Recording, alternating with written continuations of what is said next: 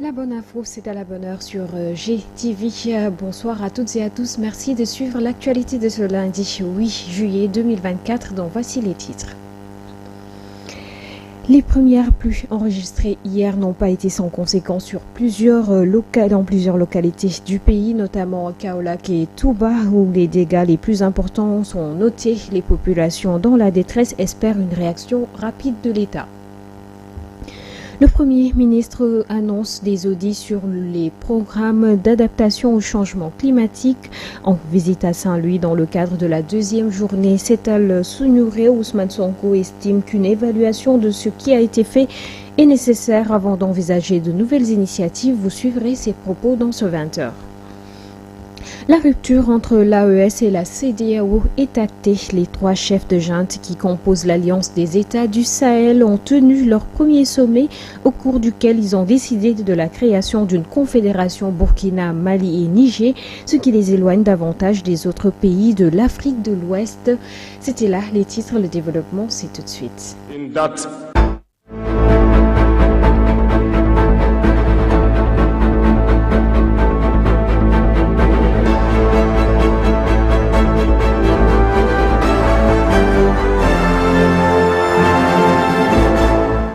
Un immense plaisir de vous retrouver dans ce début de semaine. Bonsoir. Les pluies d'hier dimanche ont eu un impact dans plusieurs régions du pays. À Sali Kene, dans la commune de Tambacounda, un tragique incident a coûté la vie à un vulcanisateur. Selon les informations de la RFM, la victime a été électrocutée alors qu'elle tentait de démarrer une machine dans son atelier. Sur l'axe Saint-Louis-Dakar, 3 morts enregistrés. Donc la route aussi a connu une série d'accidents, au moins 4 de la route enregistrée depuis ce matin sur l'axe Saint-Louis-Dakar sur la RN2. Un bus est sorti de la route avant de se renverser à hauteur de Kélégué, à Louga. Après bilan, 3 blessés graves. Le Premier ministre Ousmane Sonko s'est arrêté sur les lieux. En début d'après-midi également, c'est à hauteur du village de Afegnan, à Louga toujours, qu'un véhicule particulier a fait plusieurs tonneaux en évitant un bus. Bilan, 1 mort et 4 blessés. Témoins de l'accident, les équipes du convoi du ministre Cheikh Tidiane Dièye ont participé aux opérations de secours et d'assistance. Un autre accident de la route impliquant un bus a aussi eu lieu à hauteur de Ngaïmehé. Bilan, plusieurs blessés. Un véhicule 4x4 est également entré en collision avec un bus à hauteur de Ndiamatiguet à Saint-Louis avec 2 morts et plusieurs blessés. L'ambulance venue secourir les victimes a été aussi victime d'accident. Sur les lieux. Elle est entrée en collision avec un plan d'eau qui roulait à sens inverse. Les fortes pluies, donc, combinées à l'état vétuste des bus et l'indiscipline de certains conducteurs sont à l'origine de ces accidents selon plusieurs témoins. Nous parlons toujours de ces premières pluies dans le pays. La journée d'hier donc a été marquée par ces pluies enregistrées au Sénégal, faisant des dégâts énormes dans la capitale tout comme dans d'autres localités du pays. Kaolack et Touba sont les 2 villes les plus touchées. Les sinistrés sont dans la détresse, une situation qui interpelle le gouvernement qui devrait trouver des solutions le plus rapidement possible selon Abdoulaye Dièye dans son récit. Après la pluie, c'est le beau temps, dit l'adage, mais à Kaolack et Touba, c'est la détresse chez certains habitants. À Kaolack, les quartiers comme Gan, Ndorong, Parcelles Assainies, Sam, Medina Mbaba, Abattoir ou encore Tchofok sont tous sous les eaux des pluies. Malgré les dégâts causés, le maire Serigne Mboup rassure que le problème est sous contrôle. Néanmoins, le maire demande l'accompagnement de l'État pour pallier ces difficultés liées aux inondations. À Kaolack, quant au ministre de l'Assainissement, Cheikh Tidiane Dièye, qui était en visite dans la capitale du Saloum, appelle les habitants et les autorités à unir leurs forces pour faire face. La même situation a été constatée dans la ville sainte de Touba. Plusieurs concessions ont été envahies par les eaux de pluie, causant des dégâts. Les rues, les garages, gare routière en passant par l'ancien garage à la corniche Madiana et la gare routière de Darou Mourti sont impraticables. Et pourtant, Plusieurs milliards ont été éjectés à Touba pour lutter contre les inondations par l'ancien régime, mais toujours pas de solution, ce qui inquiète les habitants en ce début d'hivernage. Toujours à ce propos, le ministre de l'Assainissement et de l'Hydraulique, Cheikh Tidiane Dièye, a annoncé que des projets d'envergure structurants en matière d'eau et d'assainissement seront déployés après l'hivernage, indiquant par ailleurs qu'une localité comme Kaolack fait partie des villes prioritaires, tout en annonçant que les études seront lancées rapidement pour que tous les projets qui sont dans le programme politique du président Bassirou Diomaye Diakhar Faye en matière d'assainissement soient exécutés. Cheikh Tidiane Dièye, ministre de l'Hydraulique et de l'Assainissement, est au micro de Ali Mangassa. Les problèmes qui restent sont identifiés. Nous allons accélérer le travail. Dès ce soir et demain matin, on y va pour faire venir des engins qui vont renforcer le curage et aussi creuser davantage les bassins. Mais continuer aussi le pompage. Nous allons nous doter de plus d'électropompes pour que dans des quartiers comme ça où les familles sont dans des eaux, on puisse pomper rapidement pour évacuer et au moins soulager ces familles. Si on couple ça avec les tranchées drainantes vers les exutoires et les bassins, ça va soulager. Et c'est comme ça qu'on va le faire pendant tout l'hivernage. Je leur avais dit et j'avais promis qu'on ne peut pas résoudre les problèmes d'inondation cette année. Ce sont des problèmes qui sont là depuis très longtemps. Les causes n'ont pas pu être réglées en 2 ou 3 mois, ce n'est pas possible. Et j'avais dit, je ne promettrai jamais qu'il n'y aura pas d'inondation. Je l'ai dit à Kaolack, je l'ai dit partout dans le pays. Ce que j'avais dit, c'est que partout où vous êtes en difficulté, nuit et jour, vous nous verrez à vos côtés. Et nous ne vous laisserons pas dans ces difficultés longtemps. Nous allons tout faire pour enlever l'eau de vos maisons. Quand une pluie arrivera encore, on nous retournera pour le faire. Et Inch'Allah, après l'hivernage, là, nous allons déployer nos projets d'envergure. Et en espérant qu'avant l'hivernage prochain, qu'on puisse avoir tout ça derrière nous, parce qu'on aura réglé la plupart des problèmes auxquels nous faisons face. En visite à Saint-Louis, le Premier ministre a annoncé des audits sur le programme. Je vous l'annonçais en titre. Selon Ousmane Sonko, il sera nécessaire de faire des audits dans le secteur. Il en a profité également pour répondre à ces détracteurs qui estiment qu'il fait dans le populisme. Le chef du gouvernement a donc annoncé que les 60 milliards investis dans ce secteur sur les 10 villes dont Saint-Louis seront élucidées. Ces propos sont recueillis par Mansour Diassé.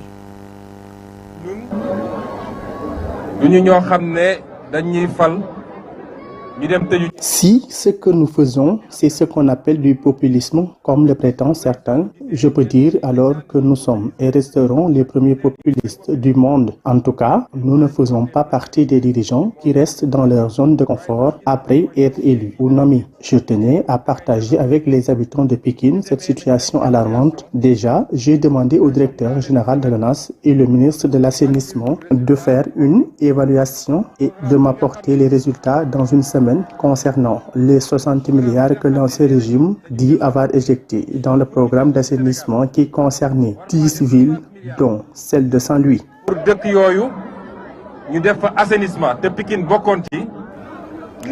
Nous restons toujours avec le Premier ministre à Saint-Louis qui a profité de cette occasion pour rendre visite aux pêcheurs de Guet-Ndar. Il a rappelé les efforts consentis par le gouvernement dans ce secteur.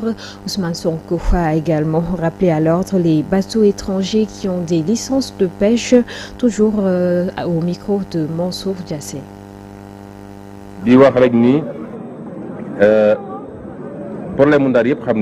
Nous connaissons les maux que souffre la ville de Saint-Louis et on va tout faire pour trouver des solutions. Donc, on était là lors de la campagne et on vous l'avait promis. Donc, cela, c'est pas des promesses de campagne. On fera tout pour solutionner les difficultés ici dans la ville de Saint-Louis. Concernant les licences de pêche, depuis notre accession au pouvoir, le gouvernement y a beaucoup concentré, beaucoup d'efforts. Mais ça ne suffit pas. Donc, il y a des bateaux qui ont des licences, mais ils utilisent des filets parfois non conventionnels. Tout cela, on va y s'atteler. Donc, ici, on va tout faire pour remettre dans l'ordre les bateaux qui pêchent dans nos eaux. Donc, soyez rassurés, on fera tout pour régulariser le secteur de pêche ici au Sénégal. Il y a certains bateaux, quand ils pêchent dans nos eaux ici, ils utilisent des filets et ils ramassent tous les poissons et ils prennent ce dont ils ont besoin et le reste, ils le jettent dans la mer. Tout ça, ça va finir. Et nous prendrons toutes les mesures nécessaires pour arrêter ça. Par étape. Ouais, premier acte nous posé. Éducation, l'examen de la session de remplacement du baccalauréat 2024 débutera le 1er octobre dans un centre unique à Dakar. Ainsi, le ministre de l'Enseignement supérieur, de la Recherche et de l'Innovation, Abdourahmane Diouf, a annoncé sur son compte X les procédures à suivre par les chefs d'établissement souhaitant inscrire les élèves à cette session, dont le dernier délai est fixé au 10 juillet 2024. Les détails avec Amsatou Gano. Le registre des inscriptions pour la session de remplacement du baccalauréat 2024 est ouvert depuis le 8 et se poursuivra jusqu'au 10 juillet. À cet effet, les 8506 candidats concernés par cette session se pencheront sur les épreuves à partir du lundi 1er octobre prochain dans un centre unique à Dakar. Et pour ce faire, le ministre de l'Éducation, de la Recherche et de l'Innovation, Abdourahmane Diouf, a annoncé sur son compte X les détails relatifs aux inscriptions. Dans son poste, il a précisé les procédures à suivre par les chefs d'établissement souhaitant inscrire les élèves à cette session. Ils doivent impérativement présenter un acte d'habilitation signé par le chef d'établissement, s'assurer de la complétude du dossier de candidats soumis, déposer les dossiers des candidats accompagnés d'un bordereau de transmission contenant la liste des candidats à enrôler dans les délais fixés par l'arrêt ministériel relatif à l'ouverture extratemporale du registre des inscriptions aux épreuves de l'examen du baccalauréat 2024, se faire délivrer exclusivement les vignettes et les coupons par l'office du baccalauréat pour les nouveaux dossiers. En ce qui concerne la saisie des fiches des candidats, elle sera faite exclusivement par les agents de l'office du bac. Cette annonce vise à garantir que tous les candidats éligibles puissent participer dans des conditions organisées et conformes aux normes établies par le ministère. Freiner le chômage dans le continent et accroître un développement durable. Un accord a été signé à l'occasion d'un séminaire de formation organisé par le COSEC. L'objectif de cette rencontre était de permettre aux participants de mieux comprendre les enjeux liés au système des transports africains, liés à l'impératif de la mise en œuvre de la ZLECAf. Écoutons à ce propos Madame Ndeye Rokhaya Chamoso, directrice générale du COSEC, au micro de nos correspondants à Mour, Astou Sow et Ousmane Bitey.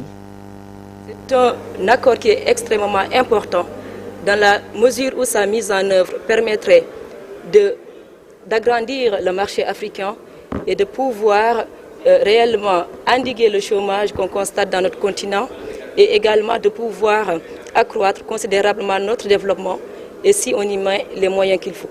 Donc déjà sur le plan régional, nous pourrons collaborer et coopérer avec l'ensemble des directeurs généraux des autres pays avec lesquels nous sommes en partenariat pour pouvoir voir comment impulser au niveau de nos pays respectifs en collaboration avec nos autorités pour que cet accord-là soit réellement mis en œuvre dans la réduction des coûts de transport, dans l'amélioration des infrastructures routières et multimodales, mais aussi avec un pan très important pour ce qui concerne le transport maritime. Et comme le disait tout à l'heure Monsieur le directeur, le cabotage régional pourrait être un atout majeur dans l'endiguement du chômage, la création d'emplois, mais aussi dans une manière très efficace et simple et surtout écologique d'acheminer du transport des marchandises et de permettre le transport du personnel. Alors à ce jour, il y a eu 54 pays qui ont signé l'accord. Donc il n'y a que l'Érythrée qui n'a ni signé ni ratifié. Ce qui veut dire qu'il y a une conscience collective au niveau africain de l'intérêt qu'il y aurait à mettre en œuvre la ZLECAf. Politique à présent, compte tenu des dysfonctionnements, des menaces qui pèsent sur le Parti démocratique sénégalais, les compagnons d'Abdoulaye Wade des années de Braise 1974 à 2000 ont organisé ce vendredi 5 juillet une conférence de presse pour faire entendre leur voix. La rencontre s'inscrit donc dans le cadre de leur volonté de protéger le patrimoine et l'héritage de Wade. Suivons leurs propos au micro de Amsatou Gano et Boubacar Diagne, Joseph Ndom, à qui ils ont tendu leur micro. Et nous prononcer sur la vie de notre parti. Né du panel d'échange WhatsApp intitulé PDS les années de Braise, le groupe s'est petit à petit structuré pour réunir dans un plus large cadre les compagnons de Wade de 1974 à 2000. Ils ont décidé dans cette étape historique de la vie de notre parti et de notre pays de nous mobiliser pour protéger et préserver l'héritage et le patrimoine politique du président Abdoulaye Wade, symbolisé par le Parti démocratique sénégalais. Pour ce qui concerne la vie du parti, si nous avons pris aujourd'hui le parti de sortir dans la presse, c'est parce que nous avons tenté, par divers canaux, de relancer les réunions du secrétariat national pour que les dysfonctionnements et les manquements notés puissent être corrigés. Nous avons également tenté de prendre langue avec le secrétariat chargé des structures pour pouvoir exprimer de vive voix nos préoccupations et les solutions que nous pensions pouvoir régler les problèmes, voire même en tant que médiateurs. Constatant les nombreuses frustrations nées des renouvellements et la prise de certaines décisions en violation de la charte fondamentale du parti, les compagnons de Wade des années de Braise rappellent que les pouvoirs de nomination du secrétaire général national se limitent aux membres du secrétariat national et du comité directeur et aux membres du bureau politique, mais ceux-ci doivent être validés par le Congrès. Les organismes internes sont autonomes. La désignation de leur président sous l'égide du secrétaire général national ne peut se faire qu'à travers un consensus fort ou, le cas échéant, par le vote des délégués conformément au texte du parti. Au demeurant, force est de constater aujourd'hui que ces grands principes sur lesquels le parti a toujours fonctionné sont mis à rude épreuve. Et les nombreux manquements risquent, si l'on y prend garde, de remettre en cause l'unité du parti et sa devise à laquelle nous sommes si attachés. Dignité, justice, fraternité. À l'international, le Burkina Faso, le Mali et le Niger réunis au sein d'une confédération des États du Sahel. Ils ont tenu leur premier sommet à Niamey ce week-end. Les régimes militaires de ces trois pays ont ainsi acté leur rupture avec le reste du bloc ouest-africain. Les détails dans ce récit signé Mam Awassal. Les régimes militaires au pouvoir au Burkina Faso, au Mali et au Niger ont entériné leur alliance au sein d'une confédération lors de leur premier sommet samedi à Niamey. Une décision qui acte leur rupture avec le reste du bloc ouest africain. C'est un honneur de nous retrouver ici aujourd'hui, une date bénie, une date mémorable, le 6 juillet.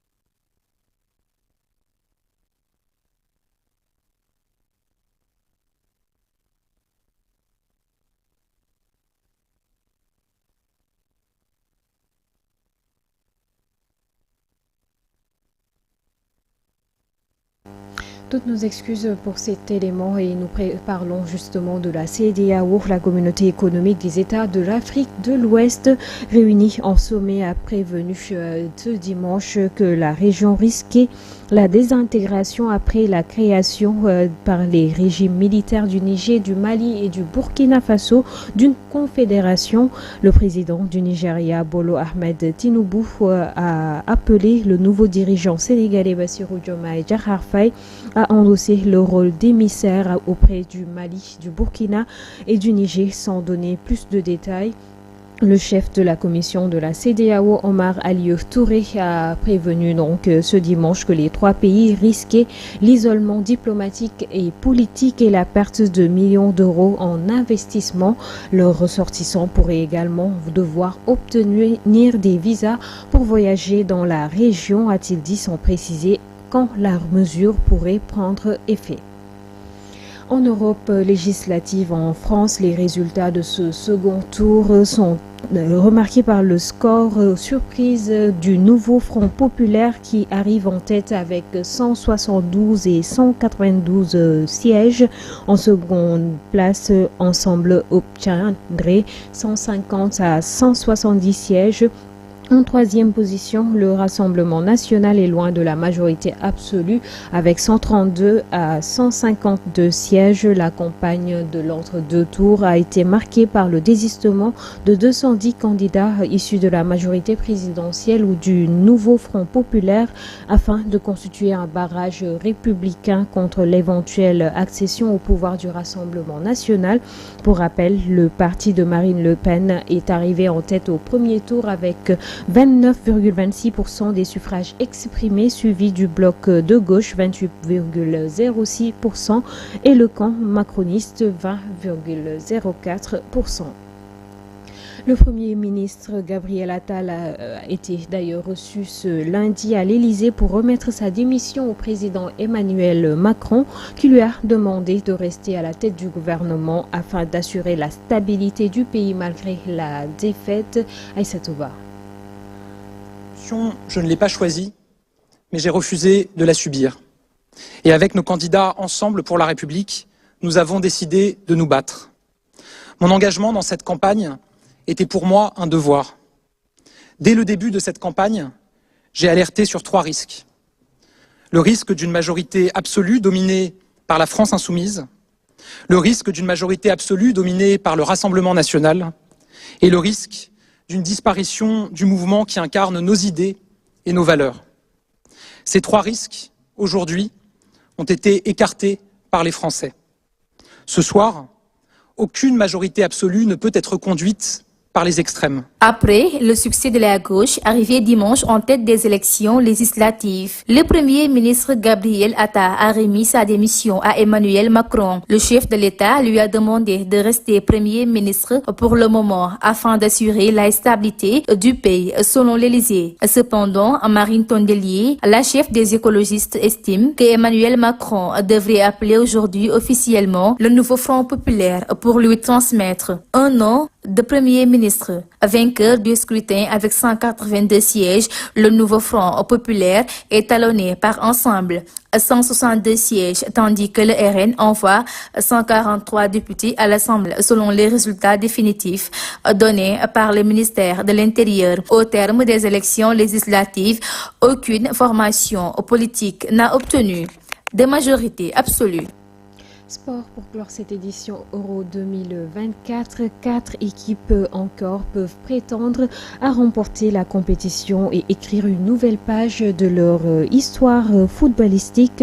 Il s'agit de la France, de l'Espagne, des Pays-Bas et de l'Angleterre. Les demi-finales se joueront donc ces mardi et mercredi. La première affiche aura lieu donc demain, mardi 9 juillet, à l'Alliance Arena de Munich et opposera les Bleus à la Roja. Puis le second choc entre l'Angleterre et les Pays-Bas démarrera le lendemain, mercredi 10 juillet, à Dortmund. À noter que les deux rencontres commenceront à 19h. Parmi les 4 demi-finalistes, l'Angleterre est la seule nation à ne jamais avoir remporté un championnat d'Europe. L'Espagne a en a 3 au compteur 1964, 2008 et 2012.